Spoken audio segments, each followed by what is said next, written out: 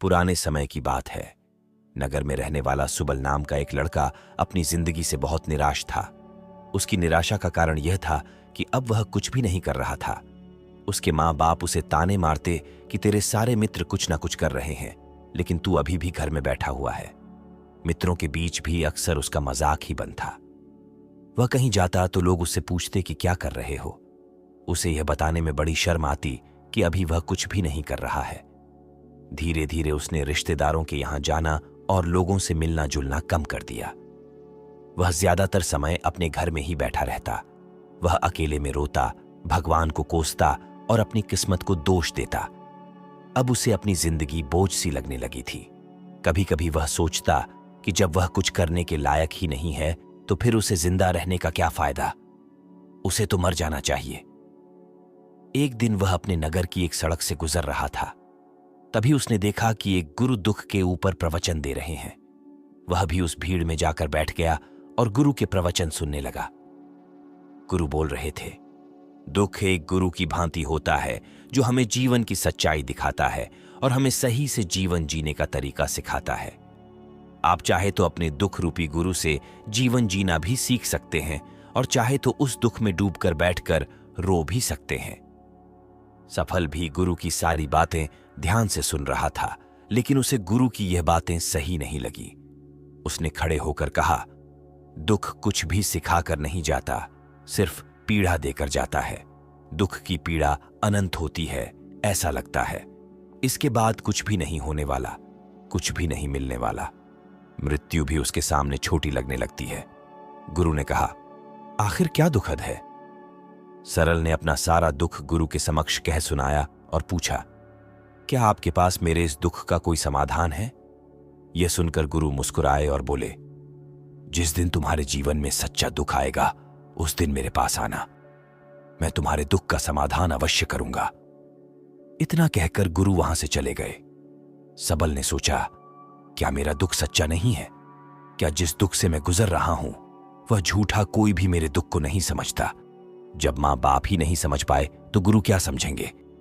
अपने दुखों से परेशान होकर सुबल ने एक निर्णय लिया कि अब वह कुछ करके दिखाएगा। उसने एक छोटा सा व्यापार शुरू किया, लेकिन उसमें सफलता नहीं मिल रही थी।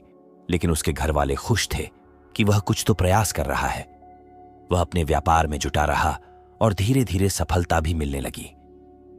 फिर उसने रफ्तार पकड़ ली। सिर्फ 3 साल के अंदर ही वह एक बड़ा व्यापारी बन गया। अब सबल के चारों तरफ ऐसे बहुत से लोग थे जो उसकी चिंता करते थे, उसे पसंद करते थे, उसके काम की प्रशंसा करते थे। अब उसके घर वाले भी उसकी प्रशंसा करते थकते नहीं थे। दिन प्रतिदिन उसके मित्रों की संख्या बढ़ती जा रही थी। अब वह अपनी जिंदगी से बहुत खुश था।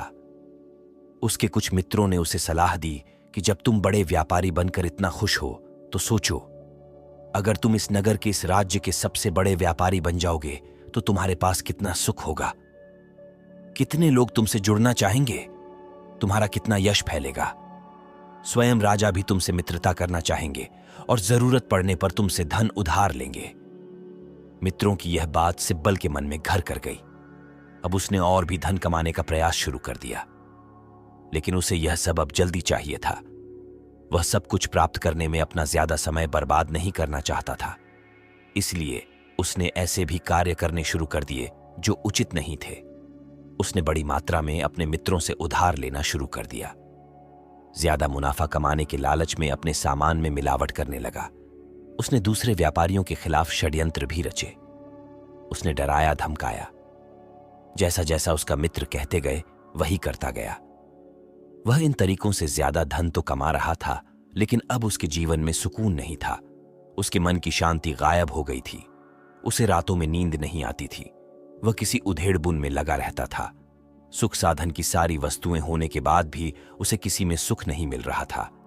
एक दिन सबल अपनी बग्घी में सवार होकर कहीं जा रहा था। तभी रास्ते में उसे गुरु का आश्रम दिखा। वह रुक गया। वह गुरु के पास जाकर बोला, गुरुदेव, आपने कहा था जब तुम्हारे जीवन में सच्चा दुख आए तब मेरे पास आना। मैं अब बहुत ही दुखी हूं। मेरे रातों की नींद गायब हो गई है। मुझे कहीं सुकून नहीं मिल रहा। इस तरीके से सबल ने अपनी सारी समस्या गुरु के सामने कह सुनाई। गुरु ने कहा, जब तुम मुझसे पहली बार मिले थे तब भी तुम किसी दुख में थे। तुमने उस दुख से क्या सीखा?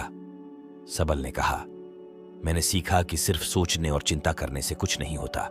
अपनी सोच को सच करने के लिए कर्म करना पड़ता है, और सिर्फ कर्म करने से भी कुछ नहीं होता। अपने कर्म को अंतिम पड़ाव तक ले जाना भी आवश्यक होता है। चाहे रास्ते में कितनी मुश्किलें आए, मन कितना ही निराश, ना ही लगे कि अब आगे कुछ नहीं होने वाला है, तभी यह मानकर चलूं कि मैं जो कर रहा हूं उसमें मैं अवश्य सफल होगा। लोग सिर्फ सफल व्यक्ति को सम्मान देते हैं, फिर चाहे कोई कितना अच्छा क्यों ना हो, वह लोगों की नजरों में बोझ ही होता है। यह सब सुनकर गुरु मुस्कुराए और बोले, यह असली दुख नहीं है। जब तुम्हारे जीवन में असली दुख आए, तुम मेरे पास आना, मैं उसका समाधान अवश्य करूंगा। सबल ने जाते समय गुरु को सोने के सिक्कों से भरा एक घड़ा भेंट किया। घड़ा देखकर गुरु ने कहा, यह मेरे किसी काम का नहीं, इसे उस पेड़ के नीचे गड्ढा खोदकर दफना दो। सबल ने गुरु के कहे अनुसार घड़े को पेड़ के नीचे दफना दिया और वहां से चला गया। कुछ दिनों तक व्यापार अच्छी तरक्की कर रहा था, लेकिन गलत व्यापार की वजह से धीरे धीरे उस व्यापार में घाटा होने लगा। उसकी सारी धन संपदा धीरे धीरे खत्म होने लगी, और एक दिन ऐसा आया जब उसके पास कुछ भी नहीं बचा और वह कर्ज से लग चुका था। लेकिन वह निश्चित था, क्योंकि उसने सारा कर्ज अपने मित्रों से ही लिया था। वह सोचता था कि उसके मित्र बुरे समय में उसका साथ देंगे, लेकिन ऐसा कुछ भी नहीं था। बुरा समय आते ही मित्रों ने अपना उधार मांगना शुरू कर दिया। उधर वापस न मिलने पर जान से मारने की धमकी भी दी। उसके चाहने वाले सब उससे दूर हो गए। उसके वह मित्र जो उसके साथ मौज मस्ती करते थे, अब उससे दूर भागने लगे। उसके परिवार वाले उसकी गलतियां और कमियां गिनाने लगे। उसकी सारी संपत्ति नीलाम हो गई। उसके पास कुछ भी नहीं बचा। उसने अपने पिता से सहायता मांगी तो पिता ने कहा, मेरे पास ये थोड़ी सी संपत्ति है, अगर मैं यह भी तुम्हें दे दूंगा तो मैं तुम्हारी मां को कहां रखूंगा? यह संपत्ति हमारा आखिरी सहारा है। सबल के भीतर बहुत गहरा दुख था। उसके आसपास कोई नहीं था जो उसके दुख को समझ सके, उसे संभाल सके। लोगों से मिले धोखे और विश्वासघात की वजह से वह अंदर तक टूट गया। उसे लगने लगा कि अब जीने का क्या मतलब, अब तो मृत्यु ही एकमात्र सहारा है। वह आत्महत्या करने के लिए पहाड़ी की तरफ जा रहा था। तभी उसे याद आया कि गुरु ने कहा था, जब तुम्हारे जीवन में असली दुख आए तब मेरे पास आना। सबल गुरु के पास गया और अपना सारा दुखड़ा उन्हें सुनाया। आंखों में आंसू भरकर बोला, मेरे दुख का समाधान कीजिए गुरुदेव। गुरु ने कहा, जब तुम्हारे जीवन में असली दुख आए तब मेरे पास आना, मैं उनका समाधान अवश्य करूंगा। सबल ने कहा, क्या अभी जो मेरे जीवन में घट रहा है, क्या वह दुख नहीं है? आखिर असली दुख होता क्या है? गुरु ने कहा, सबसे पहले तुम मुझे यह बताओ, इस दुख से क्या सीख मिला?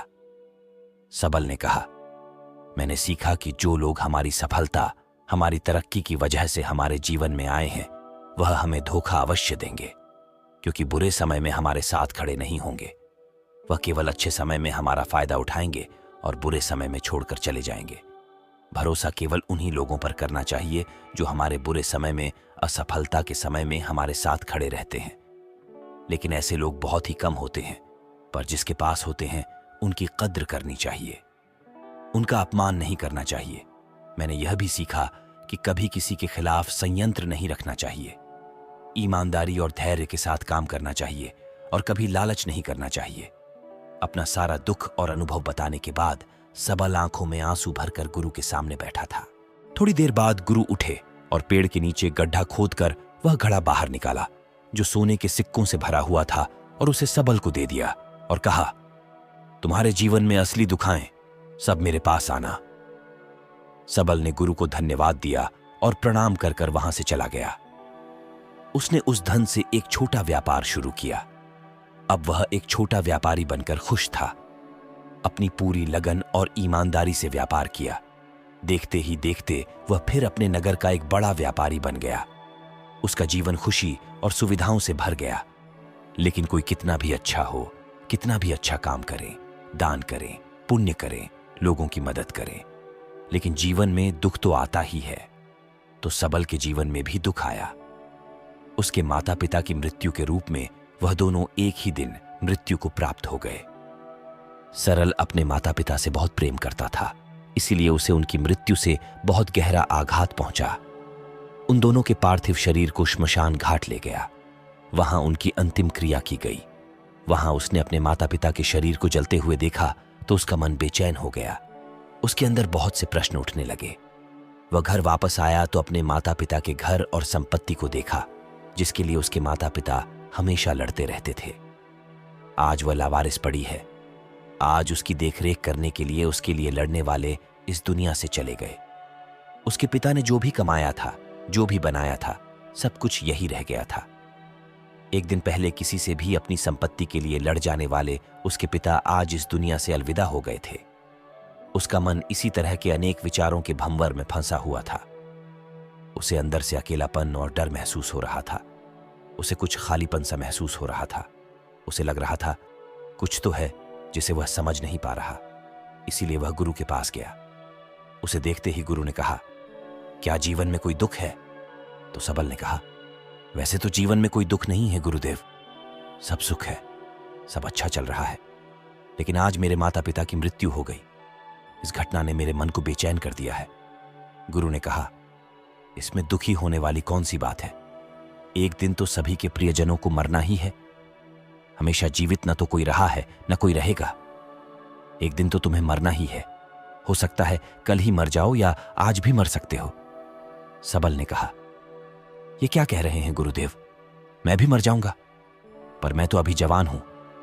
गुरु ने कहा, इसी भ्रम में तो सभी जी रहे हैं कि मृत्यु दूसरों को आती है, बुढ़ापा दूसरों को आती है, लेकिन बूढ़ों के सामने ही जवान मर जाते हैं, बच्चे मर जाते हैं।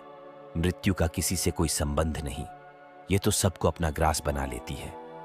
गुरु की यह बातें सबल के मन में घर कर गई।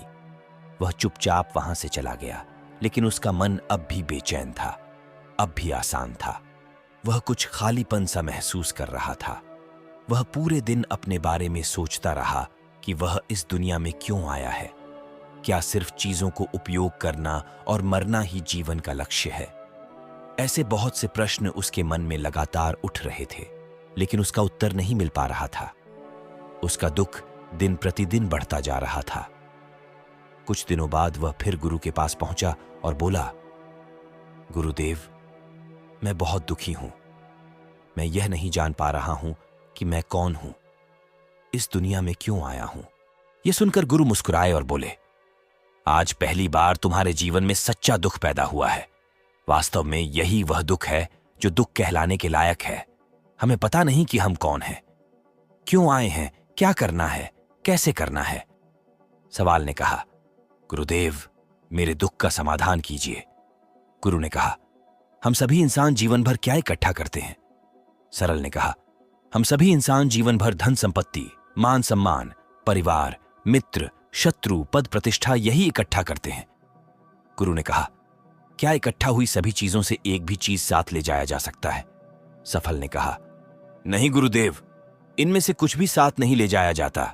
मेरे माता पिता के साथ कुछ नहीं गया, सब कुछ यहीं छूट गया है, परिवार, संपत्ति, सब कुछ। तो गुरु ने कहा, अब मेरी बातों को ध्यान से सुनना। इस दुनिया में हमें जो इकट्ठा करना है वह हम इकट्ठा करते हैं। चीजें जो हमारे सामने होती हैं, लेकिन हम उन्हें देखने का प्रयास नहीं करते। इस दुनिया में हमें जिस चीज को इकट्ठा करना है वह हम खुद हैं। हमें खुद को इकट्ठा करना है ताकि जब मृत्यु हो तो हम एक हो सकें और स्वयं को पहचान सकें। हम भीतर से बंटे हुए हैं। हम बंटे हुए हैं प्रेम में, नफरत में, क्रोध में, जलन में, धन में, संपत्ति में, पद में, प्रतिष्ठा में, मान में, पहचान में, धर्म व जाति में।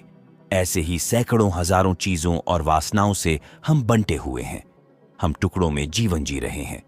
इस बंटवारे की वजह से हमारी चेतना कभी एक नहीं हो पाती। हमारी चेतना बिखर गई है, इसलिए हमारे पास इतना भी समय नहीं है, इतना भी ऊर्जा नहीं है कि हम मुड़कर एक बार अपने भीतर देख सकें।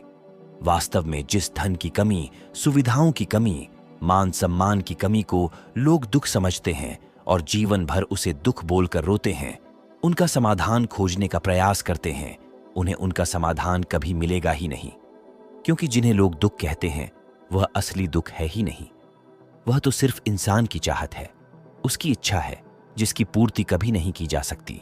इसलिए यहां व्यक्ति को ऐसे दुखों का कभी समाधान मिलता ही नहीं। इसलिए इन सब के ऊपर अगर अपने दुखों का परम समाधान चाहिए तो सबसे पहले अपने आप को इकट्ठा करो। अपनी ऊर्जा को इस संसार से वापस खींचो और एकत्रित करो। अपने ऊपर ध्यान दो, खुद पर ध्यान लगाओ। पहले अपने आप को पहचाने, ऐसे ही बिखरते हुए मत चलो। सवाल ने कहा, क्या गुरुदेव हमें यह संसार छोड़ देना चाहिए? अपने सभी इच्छाओं को मार देना चाहिए? किसी से प्रेम नहीं करना चाहिए? धन संपत्ति इकट्ठा नहीं करना चाहिए? मान सम्मान की आशा छोड़ देनी चाहिए? गुरुदेव ने कहा, एक बिखरे हुए मनुष्य के अंदर से कामनाएं, इच्छाएं और वासनाएं ऐसे ही निकलती है जैसे पहाड़ से कोई पत्थर गिर रहा हो, जिस पर पहाड़ का कोई नियंत्रण नहीं है सिवाय देखने, परेशान होने और कुछ खोने के। इसी प्रकार एक बिखरे हुए मनुष्य की इच्छाएं अनियंत्रित और दुखदायी होती हैं। उसका अनियंत्रित मन कुछ इच्छाएं और कल्पनाएं करता रहता है और दुखी होता रहता है। लेकिन जब व्यक्ति एकत्रित हो जाता है तो वह जो भी करता है उसके नियंत्रण में करता है। इच्छाएं भी उसकी इच्छा से निकलती हैं। सवाल ने कहा, गुरुदेव आपने मेरे सच्चे दुख का समाधान कर दिया। उसके बाद आपका बहुत धन्यवाद। मैं खुद को एकत्रित करने का प्रयास करूंगा। गुरु ने कहा, मानव शरीर में बहुत ऊर्जा है, बहुत शक्ति है, पर यह बेकार के कामों में बटकर रह गई है, व्यर्थ की चीजों में लगी रहती है। यह ऐसा है कि जैसे एक अत्यंत शक्तिशाली मशीन किसी बच्चे के हाथ में दे दी गई हो और बिना सोचे समझे, बिना किसी नियंत्रण और जानकारी के बस शक्ति को कहीं भी बर्बाद कर रहा है। इसलिए अपनी चेतना की शक्ति पर ध्यान दो और इसे एकत्रित करो। सबल को अपने प्रश्नों का उत्तर मिल चुका था। उसने गुरु को धन्यवाद किया और चुपचाप वहां से चला गया। दोस्तों, इस वीडियो में बस इतना ही। मिलते हैं अगली वीडियो में। अपना ध्यान रखिएगा।